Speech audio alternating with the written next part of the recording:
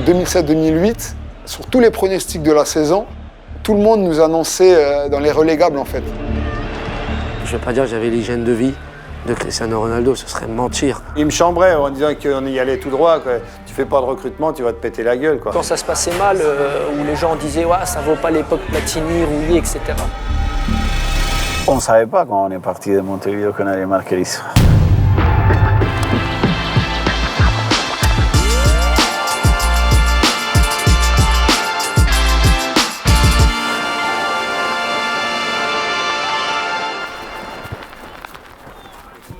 La première des choses, c'est l'intensité. Et pour cela, il nous faut une préparation physique très marquante. Nous, les préparations de saison, elles étaient extrêmement dures à Nancy. On arrivera à la fin de notre prépa. On s'est dit, imagine maintenant, on va à Rennes, on gagne.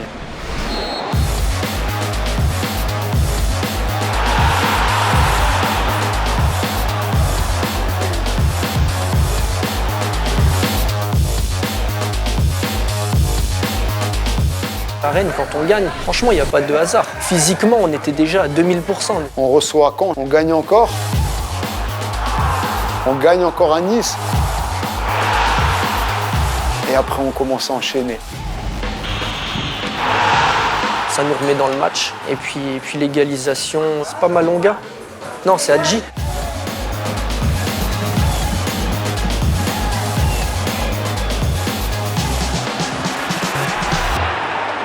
Mais au Vélodrome, je me souviens juste de ce silence, quoi.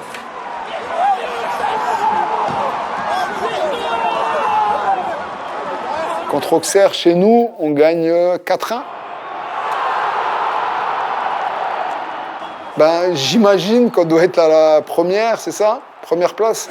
On regardait le classement, je m'en souviens encore avec Youssouf Hadji, souvent on se disait oh, on est des arnaques, on arnaque tout le monde. C'était marrant, on en jouait. Mais là, on n'était qu'à la 5e journée et très honnêtement, le classement, il était anecdotique.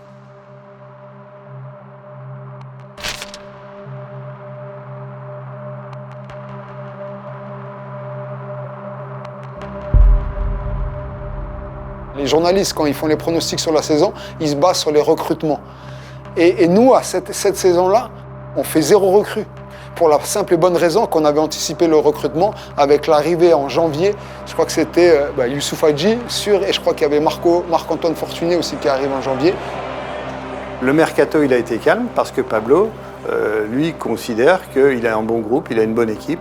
Et il me dit, président, on ne recrute pas. Je lui dis, t'es sûr, on ne recrute pas? Et qu'on va manger avec le directeur général, que le directeur général, il va au-delà de ce qu'il pouvait dire. Il dit, ouais, mais le président, il a très mal vécu cette période-là. Et moi, je dis, comment il a vécu mal cette période-là? On prend personne, c'est comme ça.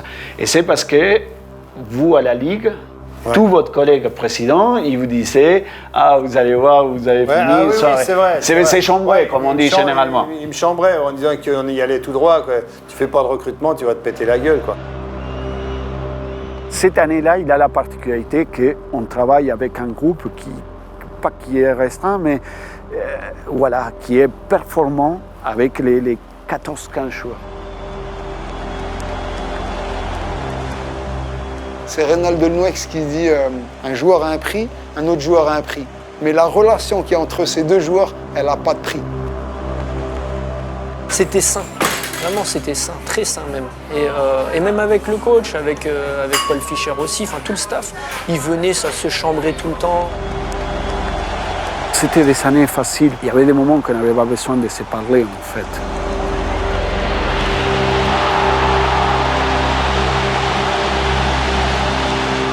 Je me rappelle aussi d'une victoire 3-1 à Monaco. Là, on tape un peu du poing sur la table et on confirme. On confirme que là, non, c'est pas seulement un feu de paille. Non, il va falloir compter avec nous cette saison.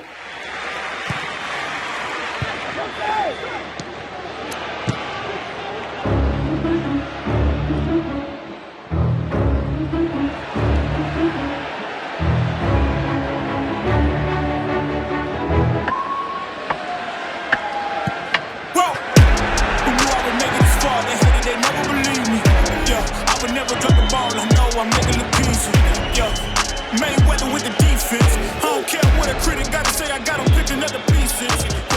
team exceptionnelle.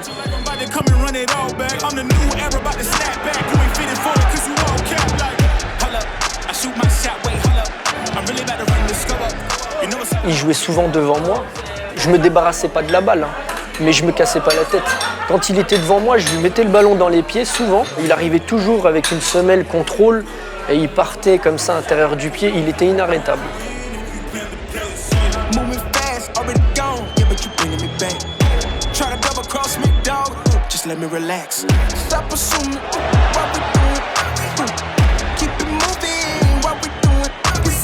Hygiène de vie pas exceptionnelle, un peu le brésilien, quoi, il aimait bien sortir, etc.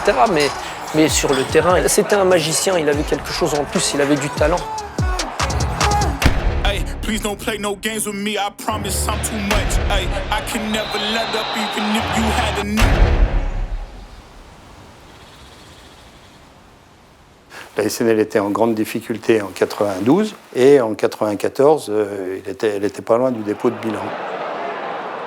J'en parle à ma famille, j'en parle à mes collègues, ils me disent « Prends pas ça, tu vas te planter la gueule, c'est une danseuse, ne rentre surtout pas dans le football ». Je me dis, bon, il y a peut-être quelque chose à faire. Et puis donc, allez, hop, je plonge et je reprends le truc. Toi, tu arrives à ce moment-là. Ouais. On est monté, on est redescendu, on est remonté, 97, 98, 99, 2000. Et puis en 2000, malheureusement, on redescend.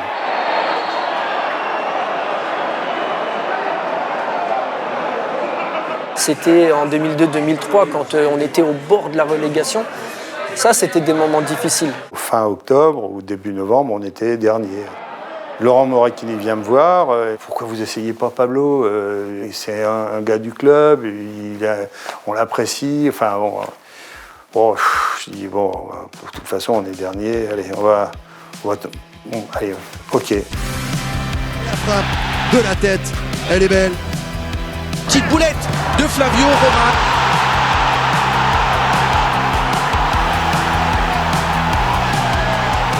Pablo Alejandro Correa, né à Montevideo, en Uruguay, 14 mars de 1967. Et vous savez, en Uruguay, quand on vous invite à 19h, déjà, c'est pas 19h, c'est 21h, mais c'est pas grave, c'est quand on vous invite à 21h, à mon époque, c'était mal vu si vous arrivez à 21h. Il faut arriver à 21h15, 21h20. Et nous, on venait avec cette idée-là. Je dis, écoute, Jean-Claude, ils m'ont invité à 19h. Est-ce que je dois être à 19h? Est-ce que je dois être à 19h30 comme en Uruguay, là, comme ça? Il m'a dit, tu te plantes à 19h devant la porte, il t'amène des fleurs pour la femme du couple, là, comme ça. On s'installait, voilà, pour vraiment s'intégrer à ça. Quand je suis arrivé à l'Est Nancy-Lorraine, en fait, je connaissais pas grand-chose de Nancy, en fait. Si, je savais que c'était le club formateur de Michel Platini. Michel Platini, Aldo Platini. Quand j'arrive au centre de formation, c'était ça qui représentait pour moi l'histoire. Michel Platini, Carlos Curbelo, Paco Rubio, tous ces joueurs-là me faisaient... moi, j'étais le pauvre petit con de spectateur dans ma tribune, et puis je les voyais sur le terrain. Un talent comme Michel Platini, tu l'as nulle part ailleurs, tu l'as pas eu en 2007-2008, tu vois. Quand ça se passait mal, où les gens disaient ouais, ça vaut pas l'époque Platini, Rouillé, etc. On permettait à l'ensemble du Grand Est, entre la Lorraine, la Moselle, la Meurthe-et-Moselle, les Vosges, la Meuse, la Haute-Marne, là tu générais quelque chose d'important au niveau des gens. Donc à Nancy, ça a un impact fort, une victoire comme la Coupe de France. Tiens, c'est la photo là, ici là, avec Michel et Aldo. On est au centre du terrain. J'aurais passé les 40 ans et les 50 ans. Voilà.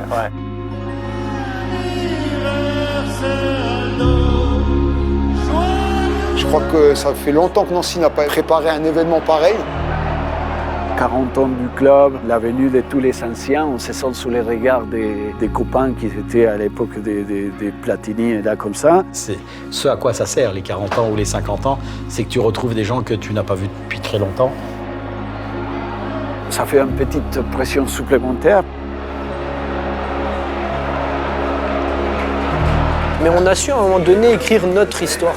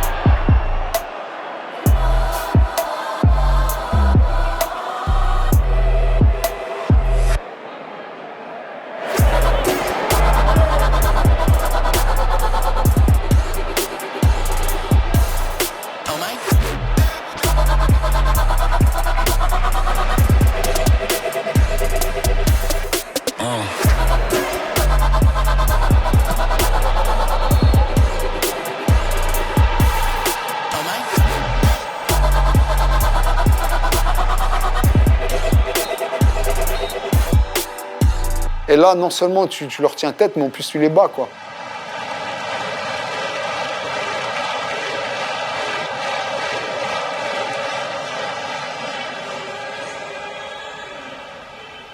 Je suis arrivé à Nancy en 98. Mais c'est vrai que je ne connaissais mais vraiment rien de Nancy du tout. Et puis pour être honnête avec vous, je ne connaissais rien de tout ce qui était est de la France. Ça c'est clair et net. Bonjour, je m'appelle Monsef Zerka, ancien joueur de l'AS Nancy-Lorraine, professionnel. J'ai commencé latéral pour finir en pointe.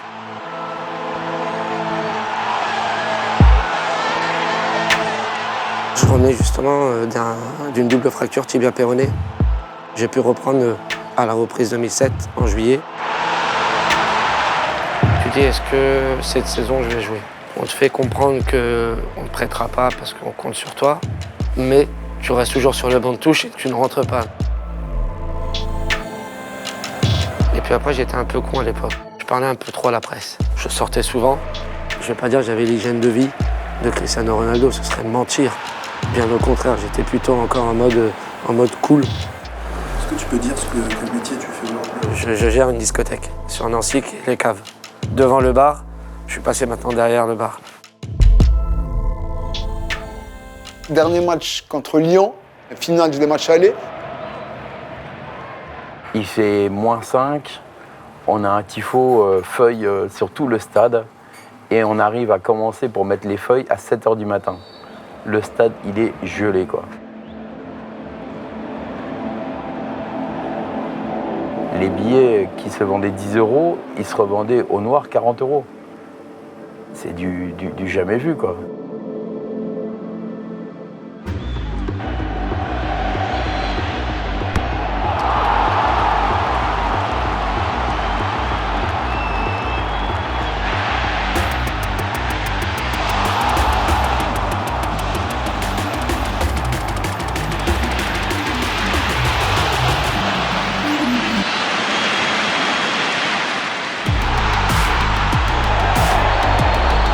Un Nancy qui tient tête à Lyon.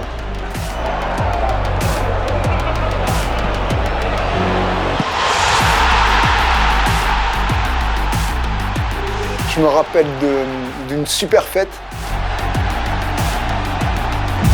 On disait, waouh, là on est dans les temps, on est largement en avance sur nos prévisions, en fait.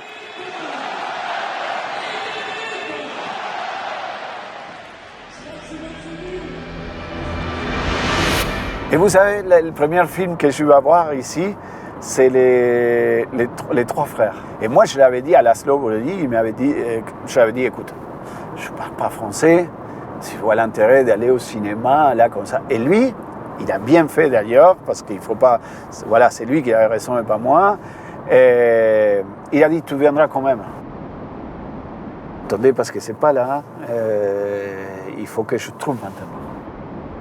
Et en fait... sans rien comprendre, parce que, en tout cas, les mots français, ça m'a fait rigoler quand même. Et ce sont des petits détails qui jouent énormément dans l'intégration aussi. L'hiver, c'est toujours un période creux, parce que le froid, il tape sur les organismes dans tous les sens. Et je pense aussi sur le mental. La lumière, la manque de lumière aussi. fin novembre, début décembre, voilà, physiquement, je ressentais le coup de fatigue. Quand on arrive à la trêve hivernale, il y a la Coupe d'Afrique. On se disait quand on va revenir en février, est-ce que voilà, on sera toujours dans cette dynamique-là? On revient, il y a le match Coupe de France à Carquefou, je crois. Carquefou. Et on passait de 40 degrés à un match à moins. On s'était fait plier. Je peux te dire que ça a quand même bien titillé notre orgueil. La deuxième partie de saison, elle a été quand même un petit peu plus éprouvante.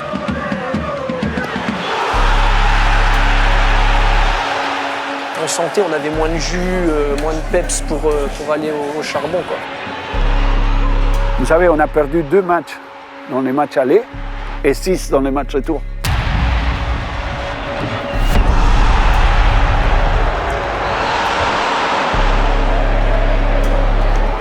Quand on était dans des moments un peu plus difficiles, Pablo a eu un rôle important, c'est qu'il était fort dans les discours. Vraiment, il arrivait toujours à mobiliser tout le monde rapidement. Comme on a fini maintenant, un peu énervé comme ça. Calmez-vous, calmez-vous. Finalement, je pense que c'est aussi ça qui a fait qu'on a toujours eu cette humilité, cet état d'esprit pour s'en sortir même dans la difficulté. Le secret, il reste toujours en pas prendre de but. Je me rappelle d'un bloc défensif vraiment costaud, quoi. Moi, j'étais avec la sélection marocaine, ils nous disaient toujours « Vous êtes 0, vous mettez même votre bus dans le but ». C'était beau. Même si quelquefois, moi, j'étais toujours un petit peu énervé parce que c'est vrai que défensivement, c'était bien au point et de temps en temps, j'avais un peu l'impression que ça restait un peu trop derrière. Ça, ce n'est que mon sentiment, bien sûr, puisque moi, je suis attaquant, puis j'aime bien quand ça va un petit peu devant. Dire que voilà, que c'était une équipe voilà, qui bétonnait là comme ça, aujourd'hui, je dis non. Nous, on avait des accélérateurs de jeu, c'est des joueurs capables d'éliminer, de créer beaucoup de coups de pied arrêtés.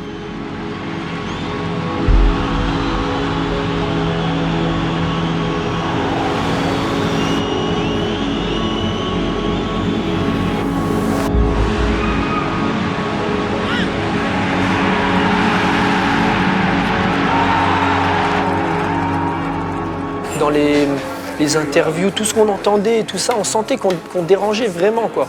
Est-ce qu'Anaès Lancy-Lorraine, à ce moment-là, fait bonne figure dans le trio? C'est des questions qu'on s'est posées à ce moment-là et qu'on se posera toujours, mais bon.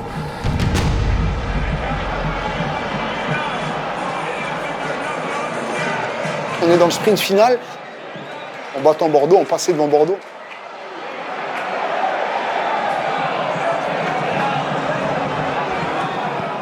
Et on mène 1-0 là-bas.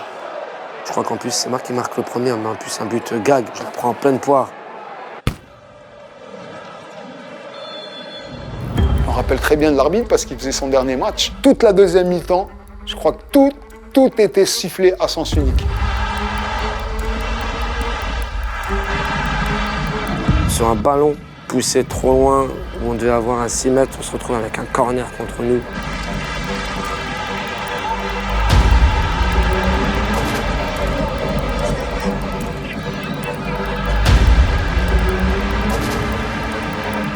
Yohan Mikou qui fait une prise de judo sur Chris Malonga, il s'enroule, il tombe par terre, tous les deux tombent par terre, et l'arbitre il siffle le penalty. À ce moment-là, si la VAR était là, au moins on aurait été tranquille.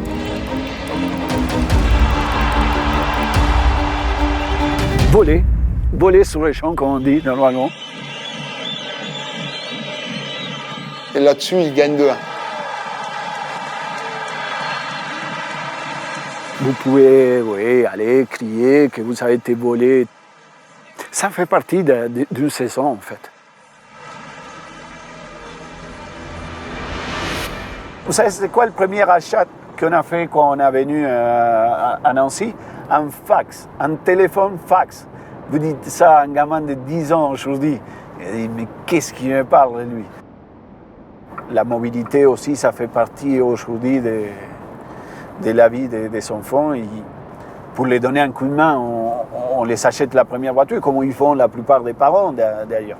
Et la voiture là, c'est la voiture normalement de Juliette. Juliette, c'est la 3e. Juliette, c'est pour Juliette Binoche. Et d'abord, parce que j'aime bien les prénoms, et parce que je pense que si ce n'est pas la plus belle, une des plus belles femmes que je connue ici quand je suis arrivé, en fait. C'est le match décisif sur la dernière journée. On est sur jaune. Il faut rester là, engagement Rennes. Il nous suffit de prendre un point et quoi qu'il se passe, même si Marseille gagne, on joue les préliminaires de la Ligue des Champions, quoi. Et on est chez nous, Rennes qui est en train de réaliser une fin de saison de tonnerre. Et je me rappelle encore du discours de Pablo à la causerie qui nous dit quand les occasions elles se présentent, il faut les saisir parce qu'on ne sait pas quand elles se représenteront. Le fait aussi d'arriver au dernier match invaincu à domicile, on se sentait fort. On se voit peut-être trop beau. Et derrière, scénario catastrophe. Tout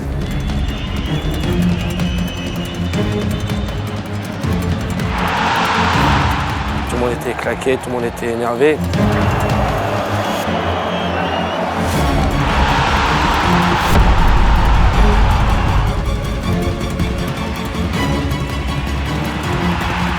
Pagis nous tue ce match-là. C'était un extraterrestre ce jour-là.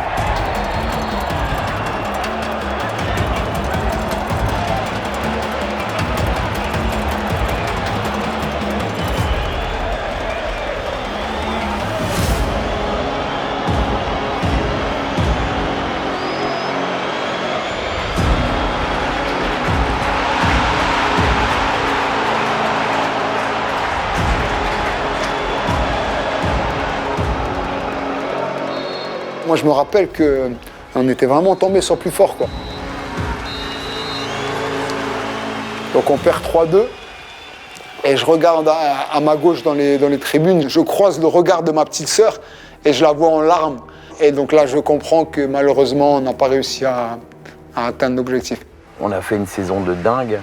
Et sur le sprint final, comme ça, se faire coiffer, tu te mets assis et tu pleures, quoi. Il n'y a que ça à faire, quoi.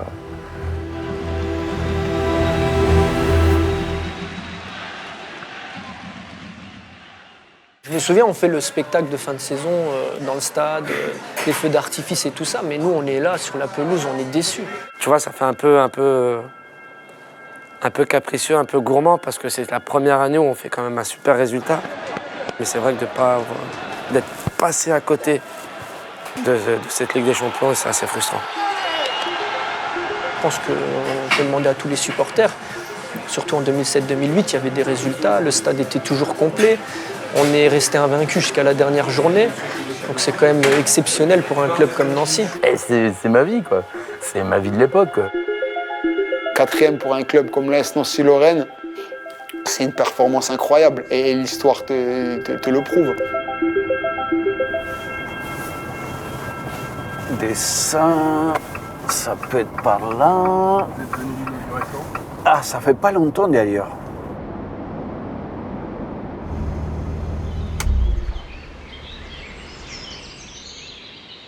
C'est l'un des plus grands city-stades de la communauté de communes, Moselle et Madon. Et il fallait le mettre à l'honneur quand même.